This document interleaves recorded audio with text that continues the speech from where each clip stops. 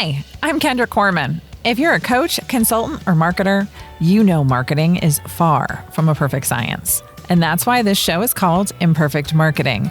Join me and my guests as we explore how to grow your business with marketing tips and, of course, lessons learned along the way.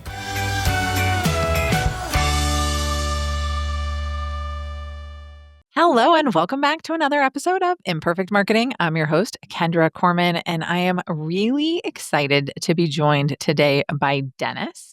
Dennis started a podcasting system specifically for attorneys. And I love podcasting as a marketing tool, so I'm super happy to have you. Thanks so much for joining me. Thank you very much. Good to be here. Already enjoyed our, what do they call that? The green room discussion. So I think we'll have some fun talking and digging into some of the stuff we've already said we want to talk about. Yes, because there is so much stuff. So tell everybody, what had you start a podcasting system and network? Well, I did a podcast in 2019 in Austin. And what I saw and where I really feel like there's where there's a lot of opportunity in social media and in really what is, with YouTube and Spotify and everything, where we're all our own media company now. And I think that we don't think, like, business owners don't think of themselves as media companies, but if they're doing their own marketing and they're trying their own thing, they are a media company and a lawyer. They are a media company and a, coach or consultant or whatever. Most people don't realize that. And so when I did my podcast in 2019 in Austin, it was just a podcast about, I called it FML ATX. Food, music, and life, not F my life, right? We started off as ATXAF. Oh, it was FML per DM because I actually go by DM. That's why I put it in the thing by my initials because I'm a junior, just makes it easier. What I noticed is, I brought in like 3 cameras. One of them was shooting in 4K in 2019. I had 2 sound people. I had a gopher, and I had a co-host. I had like 10 people on this podcast team that I paid. They were like full-time working, blah, blah, a couple editors, all of that.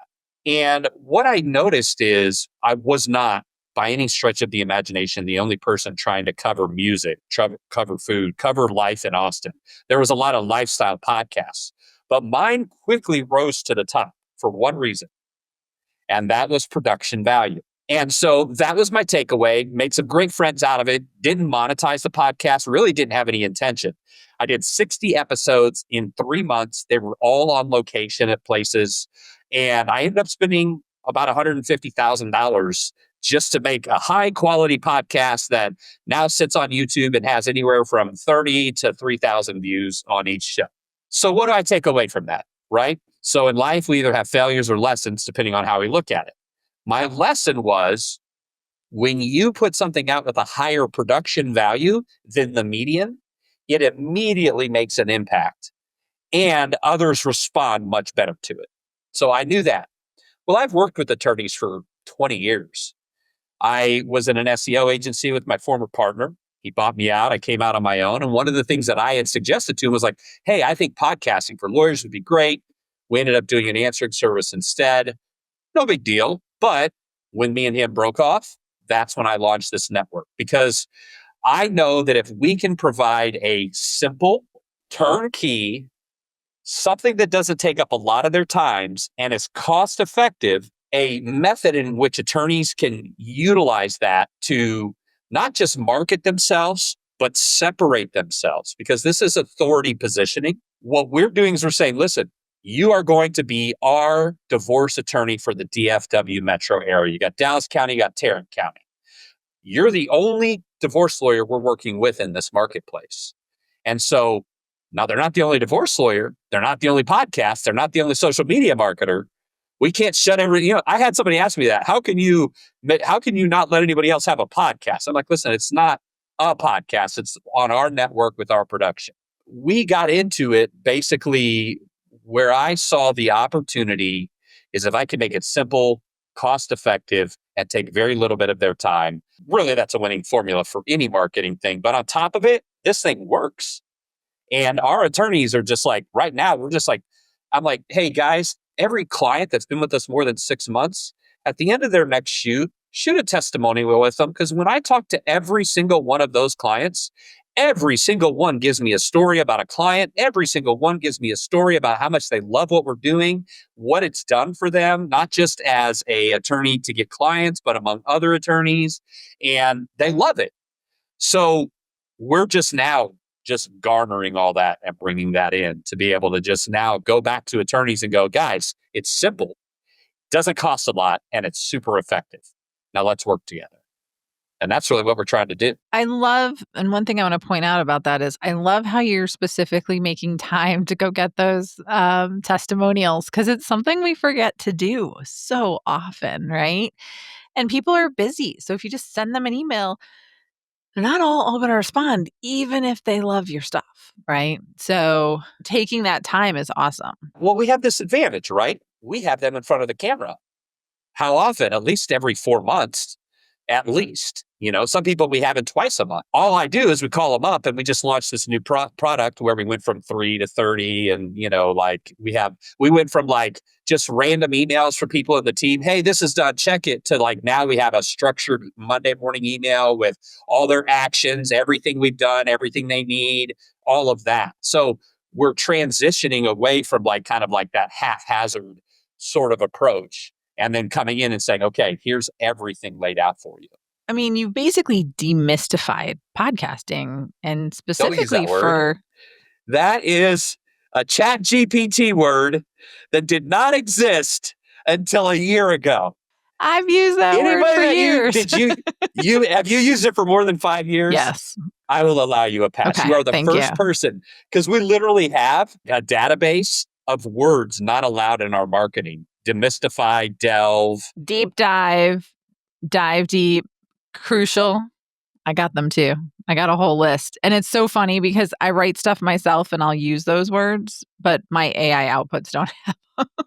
Yeah, it's so anyway, sorry, I was teasing You're you, good. but yeah, go ahead. You're good. I'm like, no, I've got this. I had a big vocabulary to start with. It wasn't just AI. That's the same way. Like my problem is with vocabulary, because I've read profusely since I was like 4 or 5 years old. And from like first grade on, I could read at like a 12th grade level, they told me. Those old tests you take every year. And so I'm a pretty voracious reader. Plus, I grew up in church and we use like the old King James Bible. So I've got that like vocabulary accessible, on top of the fact of like so much of our English is built off of that, that book. So, but what I find is it's easier for me to use big words when I'm struggling, like I'm not running on all cylinders. I can't talk simply. I can only think of the word that perfectly encapsulates my thought. I can't think of the broader general thing that explains it to them so they can actually understand me. And so when I find myself using a lot of big words, I kind of like slow down, because I'm like, okay, mentally my reservoir has come down a little bit and I need to recharge a little bit and get my brain back up to where I'm doing things correctly. Yes. And AI is a good helper with that. It's like, okay, can you explain this to someone who doesn't know all my acronyms? Exactly. You've been leveraging AI, speaking of AI, right? So your podcast network, you've been using it in your company. What's it done for you? It's 10x'd literally our product. So when we started a little over a year ago, it was a show, 3 pieces of content, and they were all shorts or reels, one before, one right around the same time the show got released, and one after. And what we saw in the beginning was this is a great supplementary product. But what I've learned about most small law firms is they'll buy one marketing system, try it for 6 months, not get a ton of results, and then move on to the next marketing system for 4 months. And, that's just something that we've seen throughout the years. And so what we try to do is internally, knowing that, keep that plugged in with everything that we're doing. Like I said, we 10x'd. We also are able to now, like every week, and that's not quite in AI yet, but a lot of pieces of AI put the reporting together. And every week we send them an email with the 5 things they need.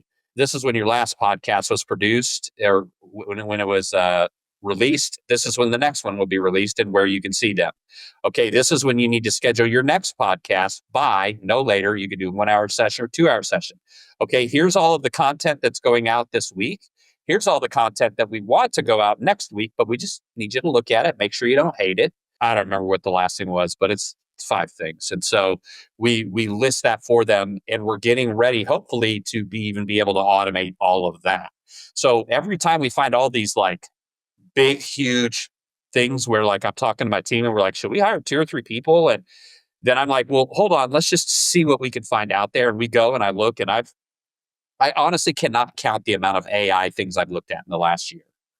But we look, we find a need, and now all of a sudden, instead of hiring 3 people at, let's say they're offshore at $500 a month, $1,500 a month, I find a software for $220 a month or $39 a month. A lot of these AI things are even cheaper because, they could be duplicated. So with us being able to do that, that's really helped us with our clients. So one of the things that I get from people all the time, and actually I just did a presentation on AI the day we're recording, but someone was pushing back and they feel that AI is bland and that it's not the right content, which is why I love podcasts, because the majority of podcasts, because now there's AI generated podcasts, but the majority of AI of podcasts are real people. They're real content. Even if they're AI characters, it's still real content to a large extent. What are your thoughts about AI in podcasting and for like this thought leadership your attorneys are doing? We use it for content plans, question plans. We use it for ancillary. We don't build with AI. We supplement with AI. And what I tell people is, like in our company, it's always AI, then eyes. So it's an AI person, then they edit it and they put their eyes on it, then they send it to one other person. And we have people from California to the Philippines and everywhere in between.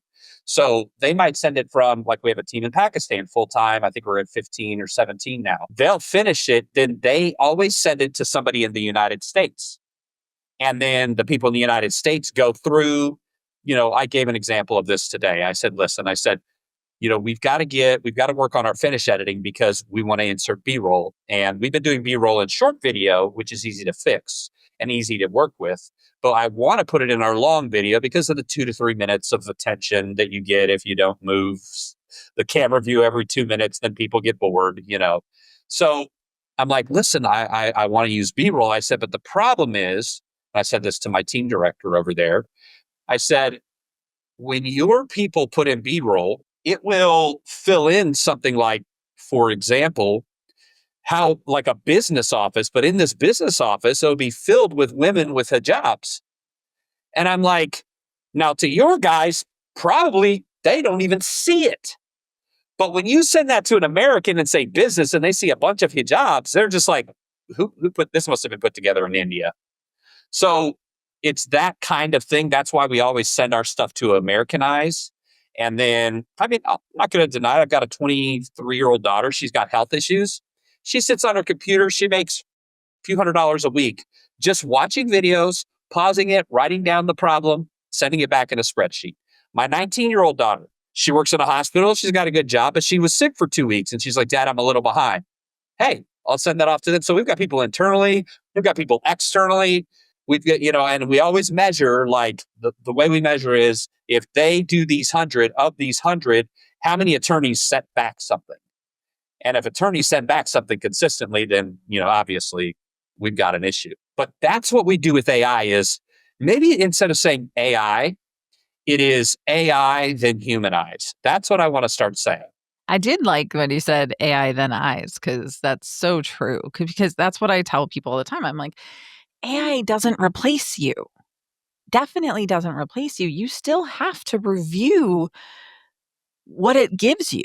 You have to review that output. Someone's like, you're a finish editor. Mm-hmm. Like, that's just all there is to it. You didn't buy a department. You put yourself at the head of a department.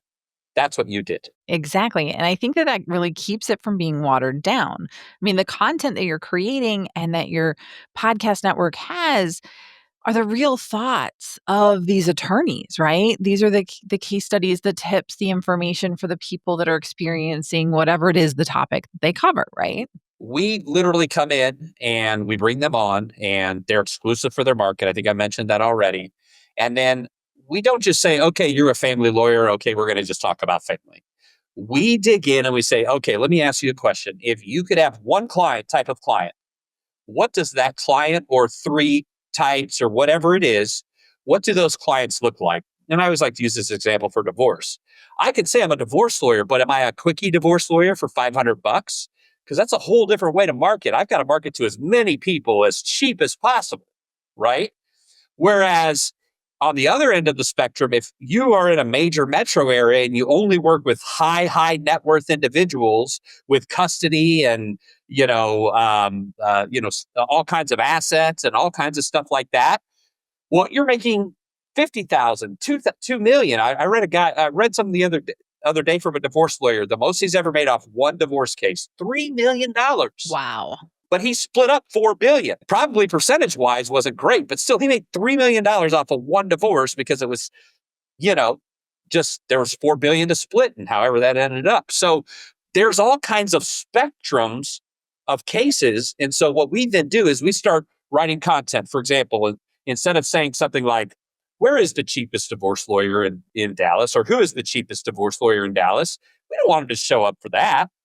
We want him to show up for, what happens to my boat in a divorce? What happens to my lake house in a divorce or a second home in a divorce? Why? Indicates assets.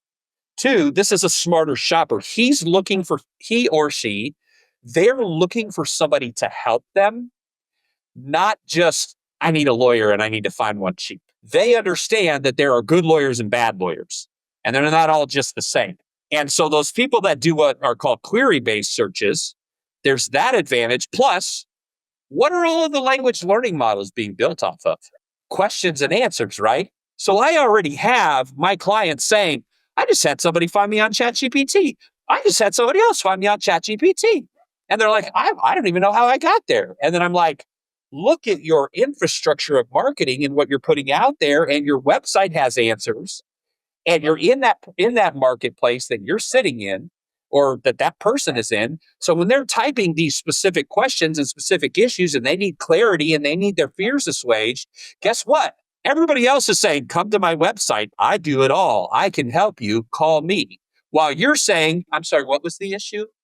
Oh, high asset divorce. Well, typically what happens, with the boat? Yeah. Now, not specifically, but they feel like it's tailored towards them. So now they're going to the attorney with a desire. They've gone past the know and like, and it's just confirming trust. That is what we are trying to do for our clients. It's not about, 3 million views. It's about 30 views with 5 becoming clients. That's our focus. I love that. So I was talking, and I've brought this up on a couple of other episodes recently, but I was working with a PR firm with a client, and the PR firm, I said, hey, let's get them placed on some podcasts. It doesn't all have to be news, right? And the PR firm's like, well, that's going to take us a while to do the research to see what's worth your time. And I'm like, do our people listen to it? Again, even if it's the 30 people, if 5 of them donate or join or whatever it is for the nonprofit, that's all we need. Yeah, exactly. And I'd rather it be 30 people rather than 30,000 people, because out of the 30,000, we might get one, because it's such a wide group, right? Are you all digital in your career pretty much? Did you work in marketing before digital? I did for a few years, from like 96 to like 03-ish. And in 03, I was like only digital now. I had a couple years that I worked at a newspaper and it was all print. So, well, I did a print program with the newspaper a long time ago. Here's what I tell attorneys with that is, I'm like, 15 years ago, if I would have ran a newspaper ad for you for X amount of dollars and you would have gotten 5 clients out of it, you would have been thrilled. You know how I know that? Because I've done this since people were thrilled to get 1 or 2 clients. Now, instead, you're saying, and it's like, sometimes I have to break down for attorneys just sort of simple things like, okay, John, I want you to think about the benefit of a podcast that reaches millions versus hundreds. All right. So let's think about this. Your podcast reaching millions, you're in a marketplace of 250,000, let's say, with you in the surrounding 2 counties. Let's say you're in a state, let's put you in Idaho. So there's really only two, Idaho Falls, Boise. Is there one other city in Idaho that is a decent size, is a decent metro? Well, anyway, let's just say you're in Idaho. You're in Boise. And now you're looking at this, and I don't know what the population of Boise is, but I want to say it's a few 100,000. It's not like upwards. Let's just put it at 500,000. You've got 500,000 people in your market. Just by the simple fact, if you got 2 million views on one video, that means that 75% of those people they were a waste. Let's just look at that first of all, because there isn't even that many people in your market. How many divorces go through your court system every year? Usually, divorce attorneys have been around a while. They'll give you a guesstimate. Oh, in our market, we usually have, about 300 or 400 go through it given, kind of ebbs and flows. Okay. So let me ask you, it's of more value. Over the next 10 weeks or over the next year, every month you put out a podcast, and every podcast reaches 30 of those 300. That means in 2 weeks, you've answered, and now it's just trust to those people in your marketplace that are looking for an attorney. So I think they're just, sometimes they get so caught up in like, this 12-year-old boy makes $27 million a year opening gifts. And they're like, well, I mean, I'm a grown man, or a grown woman. I just have to give my knowledge and I should be able to get more than that. And it's like, that's not how it works. No, but I like how you're adjusting to the market and to the market that they serve and the niche that they serve within that market, because not everybody is for everybody, right? I mean, I tell that to my clients all the time, and it took me a couple years being in business to really figure that out. And I took on some clients that I shouldn't have, and neither of us were happy. You could have the same kind of client every time and still I had to fire 15 clients in January. Just because that 15 clients out of my 100 at the time were taking up 90% of my team's bandwidth on just nothingness. So I understand. It's not that podcasting wasn't right for them, right? It could be. They just need an employee to do it, not a podcast network, right? So, well, I love lawyers. They're logical, they're straightforward, but they could be a little tough to work with. And not all creatives are as used to dealing with the way that these people will be. For example, we had this guy and we were just like, we fought with him. He was trying to get free this and free that and say that we said this, and we pulled the presentation and we showed him the transcript. And he was literally trying to get way more money out of us or way more product out of us than he should. He was trying to take a 20-minute podcast and make it an hour and 15 minutes for the same cost. And I'm like, dude, if you want an hour and 15-minute podcast weekly, that's going to be X amount of dollars, not this over here. So that being said, new guy comes in, client success, had a lot of marketing, customer client success background, but not specifically with attorneys. So I said, I want you just to sit in with some of these meetings with our clients. And he's like, okay. So we get in there and it's just one attorney starts coming at me one way. And I was just like, well, listen, I'm looking at the contract right now. This is what you agreed to. This is what you signed to. This is what we're doing. And we got out of the meeting. He's like, dude, I'm used to the customers always right. And I'm like, honestly, if our customers were always right, we would probably have to pay each of them a refund for their time on top of every penny they've ever spent with us if they got their way according to what they think. Maybe not everybody, but enough of a portion that it would significantly hurt us. Yeah, you've got to hold to your scope, because once you get out of that scope, then it's a downward spiral. So I've had to do that and remind people of the scope several different times. And anytime I go beyond scope and what they've agreed to, it always comes to bite me in the butt later, because they're like, well, you didn't turn this around fast enough. And I was like, I did it for free. You didn't actually pay for that. I was doing it, and it's like, okay, then I think I all won't be doing marketing that. agencies know, whoever spends the least expects the most. That's why we got rid of our bottom package, because we literally were just like, let's just make one where we just do the video, no marketing, no ancillary, just boom, boom, you got a video once a month. Every client that we had like that, this isn't working. And I was like, well, did you market it? Well, no, I didn't market it. And I'm like, we clearly said in the thing, this includes no marketing, must market your own podcast if you want to see success. Well, so. Yeah.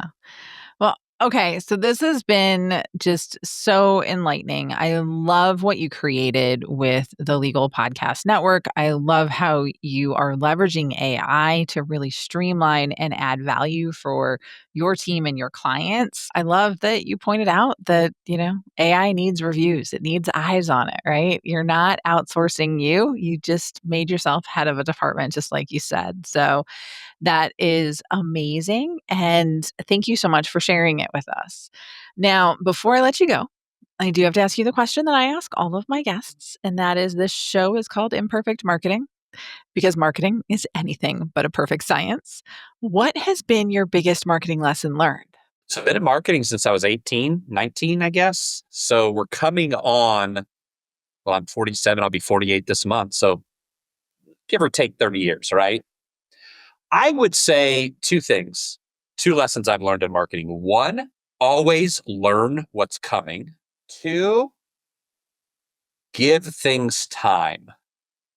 I think if you are applying those two core principles, among others, know who your ICP is, blah, blah, blah, blah. But I think in just 1,000-foot view, those two things would settle 90% of the law firms that I work with beforehand in the way their marketing was. They're not giving it time and they're not paying attention to what's coming because lawyers are not known for being cutting edge with their marketing. That being said, if they were willing to pay attention, what I've basically been telling attorneys right now is I'm just like, listen, if I came to you in 2003 and said, let's build you a highly SEO'd website, what would you say? And you'd be like, oh, I'm going to be a part of it. Yeah, let's do it. Like, if you know what you know now. So knowing that the model of the internet is changing away from reading blogs and blah, blah, blah to video, 80% of people prefer video, knowing that it's turning over to video, knowing that the two sources that Gen Z and Alpha refer to more than anything else by a landslide is number one, TikTok. I'll give you that one. But the number two source for media is podcasts for Gen Z and Gen A, which means in 10 years, we're not going to go. Do you remember when everybody used to podcast? In 10 years, there's going to be those those sites that like around 12 to 15 where they were ugly from like 4 to 6. But yet they showed up on the front page and the attorney was like, I'm not touching it because it's just doing great. Podcasters are going to have that chance at that time if they've been doing it and they're not joining up. So an attorney in a market now has the opportunity by creating all of this content, because when I put it on YouTube, it scales in Google. When I put it they have an opportunity to get ahead of the curve so that in 2-3 years, when podcasting it just is. It does. You don't even have to say anything. Podcasting is like right now it exists. It more works in the margins. It more works among French people. It's the weird people for the most part. All of us weird people, we flock to podcasting and, YouTube when it first came out. How weird was YouTube when it first started? Exactly. But look what it is now. I mean, it's so much more. And I think we're going to see the same thing in podcasting. The big difference is going to be professional business to business is going to go up to a higher, whether they bring in-house people and have their own podcasting/video crew full time, or they work with companies like ours that help them with this. But that is where we're going. So pay attention to that so that when that seismic shift happens, because everyone's paying for Google SEO, and yet no one under 30 Googles. They chat GPT now. My wife, she's 35, a little bit. My wife, she's a little younger than me, 35. And I'm just like, oh, I can't do this. I can't do this. She'll be like, oh, I fixed it. I'm like, what? She's like, I took a picture of the TV with chat GPT and I told it what it was doing and it told me exactly what to do. And I was like, really? She's like, yeah. I was like, here I am using chat GPT like Google, right? Just thinking it's better results. And I read that old people use chat GPT like Google. Young people use chat GPT more for learning and building and bots and AI, and they understand that it's a universe, not a program on the internet.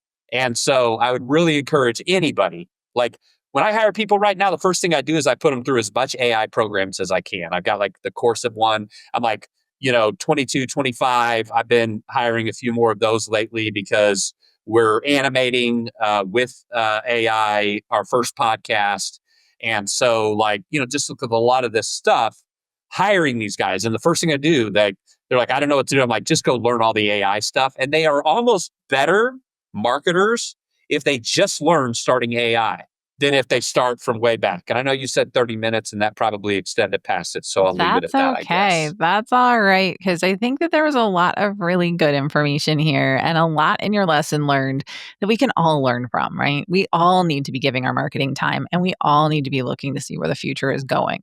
That's why I gave up my audio only podcast and went ahead and set it up with video, right? So I Yeah, think because that's where it's at. right. And that's where it's headed. And you've got to keep going and keep moving forward and adjusting and testing because it's not a perfect science, right? And it's going to continue to change. And where people go for their information is also going to continue to change. So, thank you again so much for joining me. I really appreciate it. We'll have links and every way to get a hold of DM in the show notes if you have any questions and want to connect with him. And of course, links to his legal podcast network, which is very, very intriguing. So, if you want to learn more, check that out. If you go on socials, we have 4 brands. We have Legal Podcast Network for business owners. So all of our business attorneys and the advice that they give. So we have outlets for that. We have lawyer.lolz. So memes and having fun to connect with lawyers. We have For Lawyers because we have probably approaching about 10 shows where people that serve the legal industry, consultants. I'm talking to like a lady who dresses men and women attorneys for Power or something. I don't know. So she's going to have a show. I have a lady who helps people with video. And so we're able to just kind of give them all of that, not just be like, hey, let us produce your video. This is a whole, we're building a whole system where attorneys can come in, they can better their practice through learning, and they can better their practice through teaching. I love it. Love it. So be sure to tune in another time here on Imperfect Marketing. Until next time, have a great rest of your day.